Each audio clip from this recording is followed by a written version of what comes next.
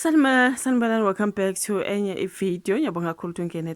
Thank you very much. Ingakhohlwa ukusubscribe, ukulike video, share the video as well.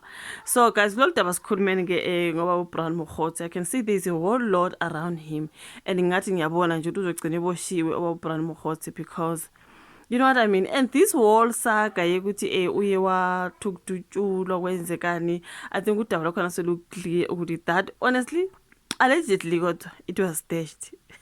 Ngingafunda lo udaba laphana ka Sowetan la ukuthiwa ke kunomama waseFosloras ochazayo nje ukuthi hayi wabona le moto ebomvu nje igijima nje ngespeed umnikazi wayo allegedly onguBrian Mokgotsi wafika wapaka le moto waphoba laphana waqala kuvulela ngenhlamvu emotweni allegedly by abantu ababona ukuthi uBrian Mokgotsi ngathi nguyena owayidubula le moto trying to make sure ukuthi wenza kube sengathi ubedutshulwa. So you know ngithe mangizenza ama video lana aqala bengishilo ngathi angifuni ukuthi mina ngithi it is staged, angifuni ukuthi ngithi unamanga umethu udutshiliwe mhlambe kunabantu abamdingayo impilo yakhe sengozini hayi ke, you know what I mean, but it looks like uBrian Mokgotsi lied about the whole thing. I'm not saying he lied, I'm saying it looks like allegedly that was staged.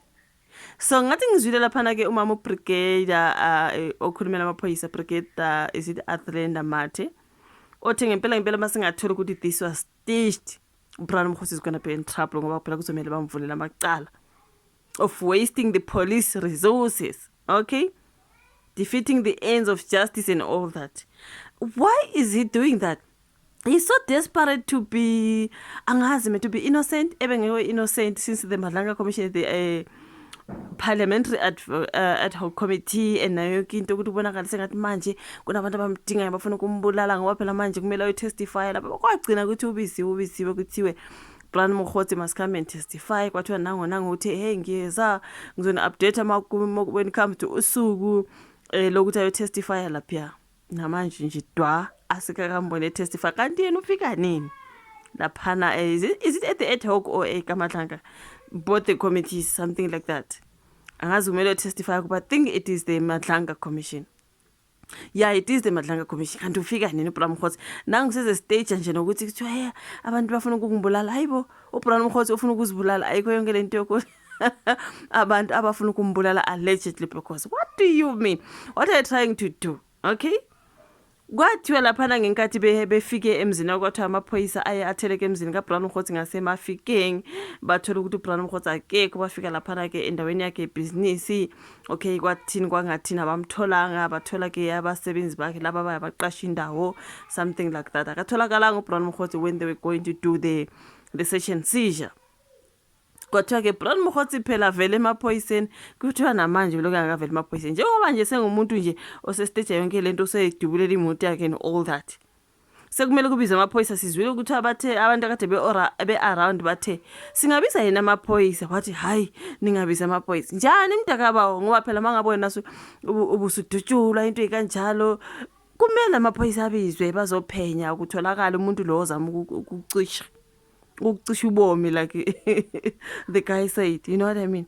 So when mawuzothi hayi ningabiza amaphoyisa, what do you mean ngoba kumele abizwe amaphoyisa impilo yakhe ngithi sengozini abakutholanga ngale bezoyenza i-search and seizure, abakuthole manje bayakufuna ngale bathi izaphela ne-statement. I think ugcine ekhiphe statement, something like that. I think I saw something like that, but bekuthiwa amaphoyisa alokhu emlindile we Brian Mokgotsi dwa.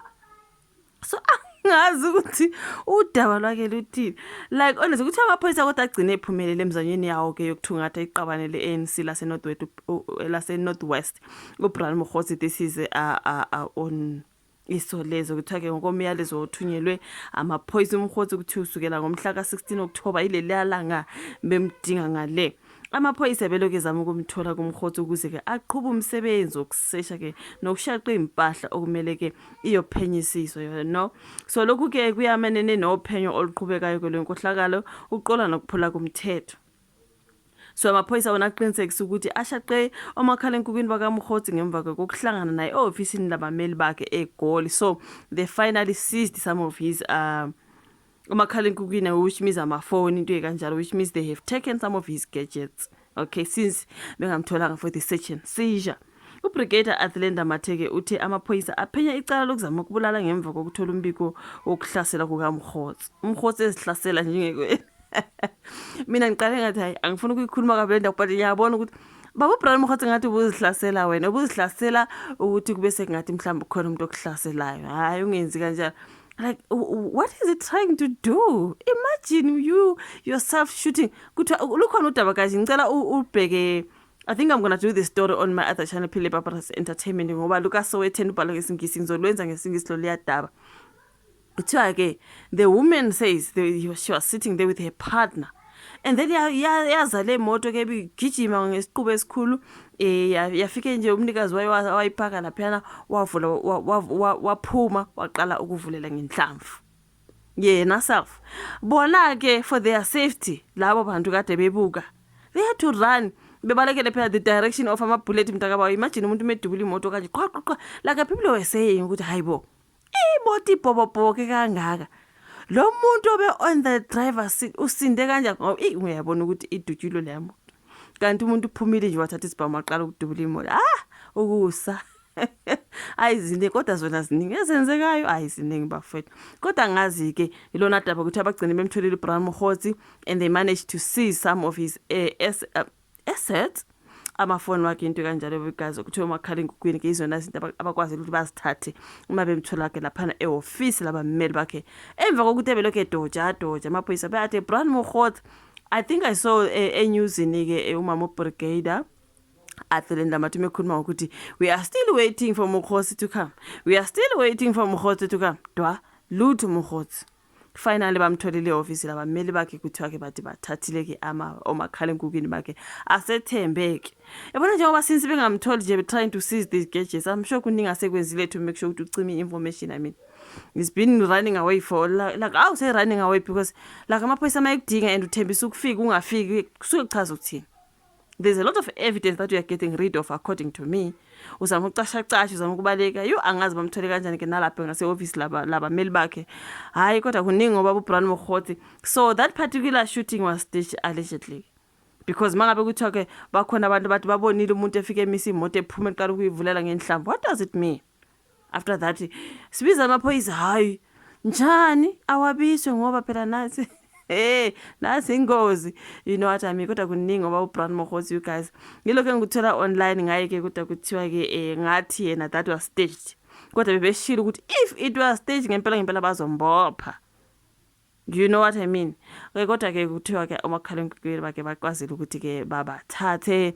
Hopefully they are gonna get some useful information khona angazi. If you follow lapha ka comment section, like, subscribe, share, asibonane kwezayo.